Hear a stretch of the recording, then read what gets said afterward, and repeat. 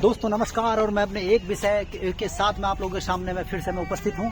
और बहन भाइयों, प्रथम बार मैं सब लोग नमस्कार करता हूं और मैं आशा करता हूं आप लोग सब सही होंगे। जैसे कि बोर्ड पर लिख रहा है कि हाय ऐसे सास ससुर पर हैं कोड़ी हो जाए।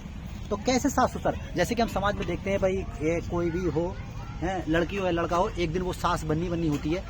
और कोई लड़का हो वो भी एक ना एक दिन ससुर बनना ही बनना होता है। और तो हमारे भी सास ससुर होंगे, हमारी बहनों के भी सास ससुर हैं, हमारी माओं के भी सास ससुर हैं, हमारी बेटियों के भी सास ससुर बनेंगे।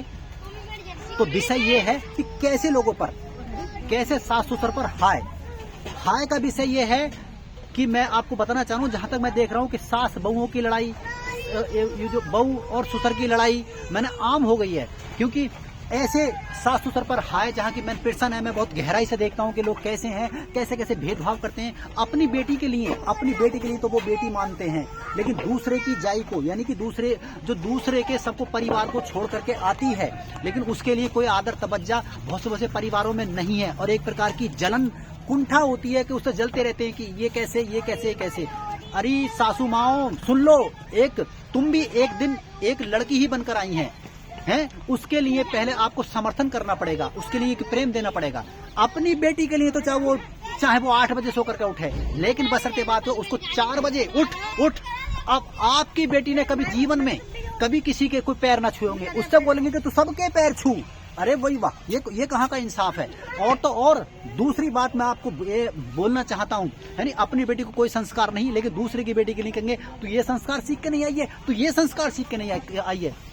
तो ये अब आप लोग जो मैं समझ गए होंगे। और मैंने ऐसा भी देखा खाने में भी जो मैं उनको ये उसके दूसरे के प्रति खाने में भी होता है कि उसको मत देना। और अपनी बेटी चाहे मेरा मानना ये हो कि गले तक भी खा ले तो फिर भी अच्छा और खा, लेकिन दूसरे के लिए नहीं, उसके लिए मत दो।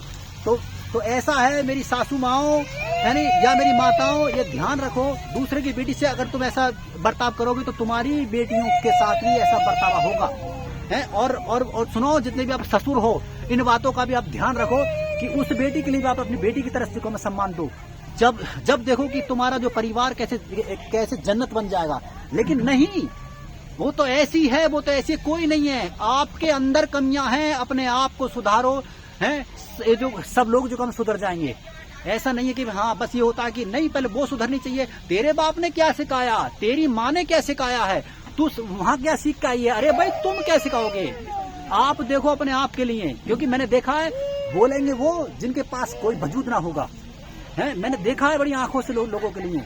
और अगर भेदभाव करोगे तो भेदभाव मिलेगा। पहले समझो कि तुम सास से पहले एक बेटी थी, फिर बेटी के बाद तुम भी एक बहू बन के आई हो। अगर और दूसरी बात, मैं उन ससुर लोगों को भी बोलूंगा, आप उसको बेटी का जो काम आदर तवज्जो अगर दोगे तो तुम्हारी बेटी में भी आदर मिलेगा। क्योंकि ये सच है, जैसा बोगे वैसा ही काटोगे। ऐसे लोग जो भेदभाव करते हैं, ऐसे लोगों पर वो कोड़ी हो जाए, ऐसे जो अगर भेदभाव करते हैं किसी के साथ साथ। तो मेरा संदेश ये है कि दूसरे की बेटी के लिए भी, क्योंकि वो पूरे परिवार के लिए, एक भाई के लिए, एक बहन के लिए, माँ बाप के लिए छोड़ करके आई है। तो मैं आपसे ये कहना चाहता हूँ कि आप लोग उसको अगर प्यार में, आपके वंश को चलाने के लिए आई है, आपके वंश चलाने के लिए, न जाने वो अपने ऊपर कितना जोखिम उठा लेती है।